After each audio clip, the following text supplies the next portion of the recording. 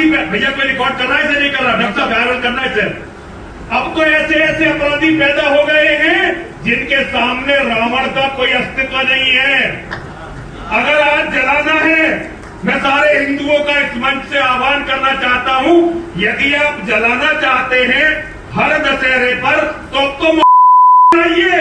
हर हर महादेव, हर हर महादेव। देखो, हमारी लाखों करोड़ों बहन बेटियों का बलात्कार जिस व्यक्ति के कारण हुआ वो है अरब का लुटेरा। पूरी दुनिया में जो खून खराबा हो रहा है, जिसके कारण खून खराबा हो रहा है, वो है अरब का दरिंदा। अगर जलाना है तो के पुतले जलाने शुरू करो ताकि दुनिया मोहम्मद के हर हर महादेव।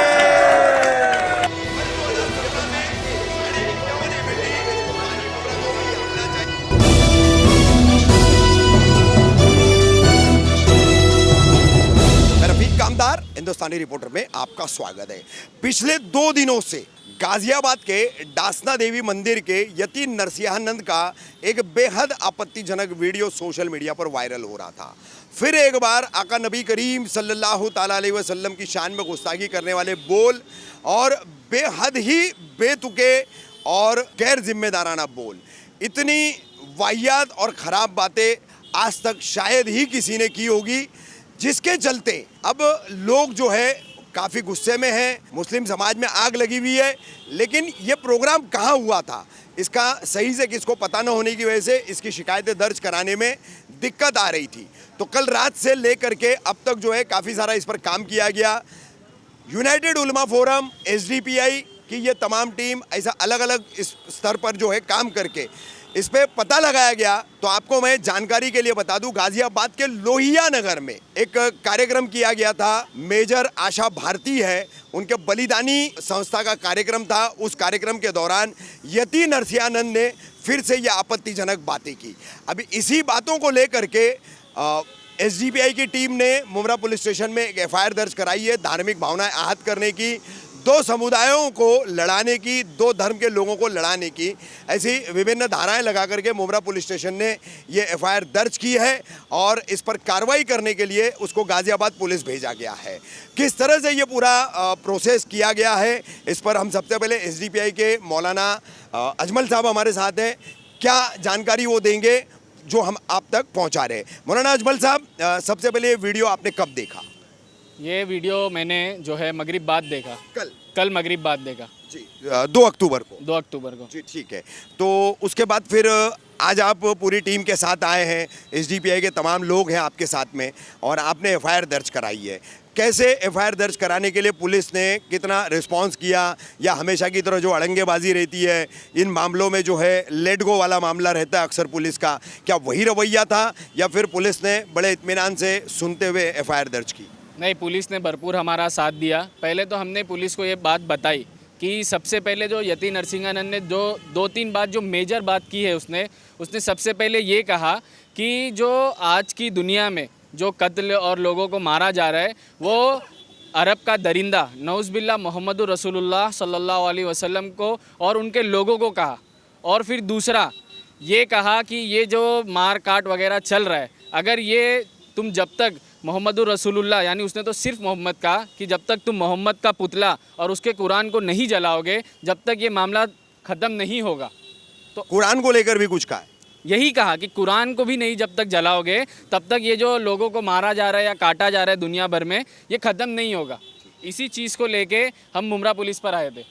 FIR आप लोगों की दर्ज की गई? जी अल्हम्दुलिल्लाह, ये FIR की कॉपी हमारे पास। हमने जितनी भी कार्रवाई की है, हमारा भरपूर साथ दिया है पुलिस कमिश्नर ने। और जो हमारे लीगल एडवाइज़र है उसके बारे में अब्दुल रऊफ भाई बताएंगे कि क्या क्या बातें हुई हैं। ठीक है अब्दुल रऊफ भाई, FIR दर्ज करा दी है आप लोगों ने। यूनाइटेड उलमा फोरम के उलमा भी आए थे, तो फिर आप लोगों में और उनमें कुछ बात भी हुई है। तो किस तरह से ये पूरा काम हुआ और किस तरह से वो मामला जो है FIR तक पहुँचा? जी, अस्सलाम वालेकुम रफ़ीक भाई, जो उलमा यूनाइटेड उलमा फोरम भी यहाँ पे पुलिस स्टेशन आई थी और हमारे लोग भी आए थे। तो वहाँ पे कुछ आपसी समझौते के बिना पे उलमा फोरम ने कहा कि ठीक है, आप लोग आए हैं, आप लोग इसको प्रोसीड कीजिए लीगली, क्योंकि वैसे भी उलमा के साथ में एक लीगल आदमी होना ज़रूरी होता है। तो बोले आपने लीगल टीम के साथ में आए हो, आप लोग यानी इसको प्रोसीड कीजिए। तो वहाँ से वो लोग को कुछ काम था, निकल गए और उसको प्रोसीडिंग हमने फर्दर प्रोसीड की। आपके जिम्मे छोड़ा। जी बिल्कुल। अब यहाँ पे जब हम लोग यहाँ पे आए यहाँ पे, तो वो लोग कलम लेने के लिए थोड़ा सा इनकार कर रहे थे। एक जो 2 नॉन बेलेबल ऑफेंस है वो लोग लगा रहे थे। फिर हमने उन बेलेबल लगा रहे थे। बेलेबल लगा रहे थे। फिर हमने पूरा ट्रांसक्रिप्शन रेडी किया, जो पूरा वीडियो में देखा गया। तो उसका फेसबुक पे से भी निकाला और ट्विटर एक्स पे से भी पूरा अकाउंट का डिटेल हमने निकाला और उनको कान में ऑडियो पूरा सुनाया अच्छे से। वो ट्रांसक्रिप्शन के बिना पे एक ड्राफ्ट रेडी किया गया। वो ड्राफ्ट के बिना पे है ना 4 सेक्शंस लगती थी, जिसमें एक जो BNS के हिसाब से, भारतीय न्याय संहिता के 2023 के हिसाब से 196 लगी है, 197 लगी है, 299 लगी है और 302 लगी है। ये काफ़ी मुशक्क़त के बाद में, काफ़ी चीज़ समझाने बताने के बाद में कि हमारे ये जो शासन है, ये लोगों ने हमको कोऑपरेट करके ये 4 सेक्शंस लगाई है। तो मेरा तो कहना बस यही है कि जैसे अगर आप देख रहे हो कि आज यानी कि ये सब मामलात हो रहे हैं, तो हर बार यानी कि इनके ऊपर कड़ी कार्रवाई क्यों नहीं होती, एक सज़ा इन पे क्यों नहीं यानी कि मुसल्लत की जाती है, जिस वजह से नेक्स्ट टाइम ये बोलने के लिए समझें और समझ कर यानी कि कुछ बात करें। ये चीज़ नहीं हो रही है, तो उसके बुनियाद पे हम लोग ने यहाँ पे आके बात की है।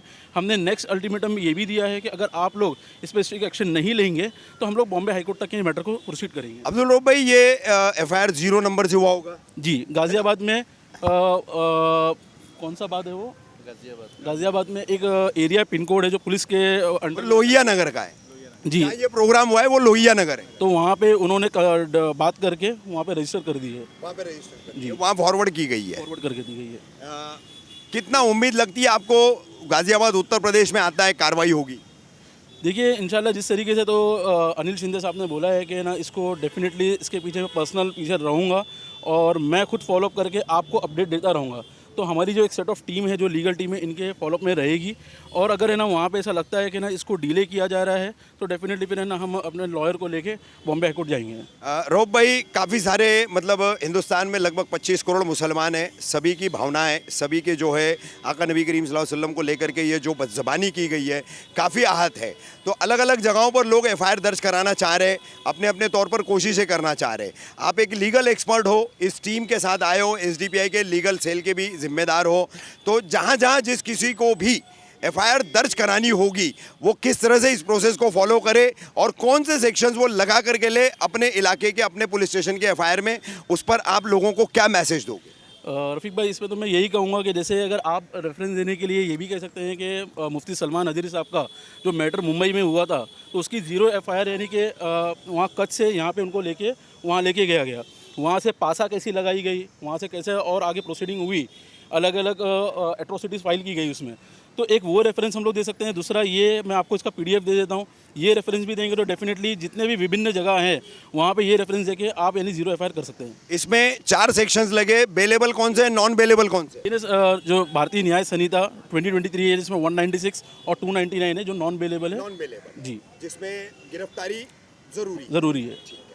तो किस तरह से यहाँ पर यूनाइटेड उलमा फोरम और SDPI इनके संयुक्त प्रयासों से उलमा फोरम ने फिर SDPI की टीम को जिम्मेदारी दी और यहाँ पर यह FIR दर्ज की गई है। SDPI के मुमरा कलवा के अध्यक्ष दाऊद भाई क्या कहना चाहेंगे? देखिए, मैं सबसे पहले तो मैं ये प्रोसेस पे बात नहीं करना चाह रहा हूँ आपसे, मैं सिर्फ ये कहना चाहूँगा कि सोए हुए मुसलमान को क्या कहेंगे? देखिए, ये आज जो हम उम्रा में कर रहे हैं तो ये हमारी टीम का मसला नहीं है, ये सारे उम्मत का मसला है, सारे मुसलमानों का मसला है। तो इसमें सब लोगों को इकट्ठा होकर के अपनी अपनी जगह पे इसके बारे में FIR करना चाहिए कि ये चीज़ जो है ना सिर्फ उम्रा से नहीं बल्कि पूरे हिंदुस्तान से जाए और उसको वहाँ के लोगों भी FIR करें ताकि वो उसको करीब में रहेंगे तो वहाँ से आसानी होगी और वो पकड़ा जाएगा। इसलिए मैं चाहता हूँ कि पूरे हिंदुस्तान में हर जगह से हर लोग उसके पीछे पड़ जाए और उसके ऊपर FIR करे कि ये एक का मसला नहीं है बल्कि सारे उम्मत का और सारे मुसलमानों का मसला है। दूसरा एक चीज़ मैं और कहना चाहूँगा रफीक भाई कि ये चीज़ जैसे कि हम बता रहे कि हमारे उलमा आज तक के कोई रिकॉर्ड है कि किसी इनके मज़हब के बारे में आज तक कोई बुरा भला कहा हो, तो इनके उलमा की क्यों ऐसी ज़रूरत पड़ी कि वो हमारे बारे में बोल रहे हैं, हमारे नबी के बारे में बोल रहे हैं, हमारी कुरान के बारे में बोल रहे हैं। तो इनको अपनी किताबों का तो इल्म नहीं है, हमारी किताबों में और हमारे पैगम्बरों के बारे में क्यों उल्टा सीधा बोल रहे हैं? इसके पीछे क्या है? इनको बताया जा रहा है कि झगड़ा हो, इस तरह की वो टिपिट करे ताकि इस तरह से लोग भड़के और मुसलमान जज्बात में आके लड़ाई दंगा करे। तो पहले तो ऐसा नहीं होता था, ये अब चंद सालों से क्यों ऐसा हो रहा है? दाऊद भाई का सवाल है, उस सवाल का जवाब मैं यहीं दे देता हूं उनको। रामगिरी, महंत रामगिरी, जिसने सबसे पहले 15 अगस्त को आका नबी करीम सल्लल्लाहु अलैहि वसल्लम की शान में गुस्ताखी की थी, तो हमने उस गुस्ताखी के उस खबर के बाद उसका एक 2018 का वीडियो आपको बताया था। वो खबर अभी भी हमारे चैनल पर मौजूद है कि उस वीडियो में आका नबी करीम सल्लल्लाहु अलैहि वसल्लम की शान में तारीफ़ें कर रहा है रामगिरी, इस्लाम को लेकर के रामगिरी तारीफ़ें कर रहा है, और अचानक जो है उसकी सोच बदलती है, वो इस्लाम के खिलाफ होता है, आका नबी करीम सल्लल्लाहु अलैहि वसल्लम के बारे में ऑल फोल बकता है। तो ये कहीं ना कहीं मैं साफ तौर पर कहूँगा कि पोलराइजेशन की राजनीति के लिए एक सरकारी साजिश है। मुसलमान जो है भाईचारा के नाम पर पूरे देश में चारा बना हुआ है, चारा बनता रहेगा मगर मुसलमान जागेगा नहीं। ऐसी एफआईआर होती रहेगी मगर मुसलमान कार्रवाई के लिए उठेगा नहीं, आगे आएगा नहीं।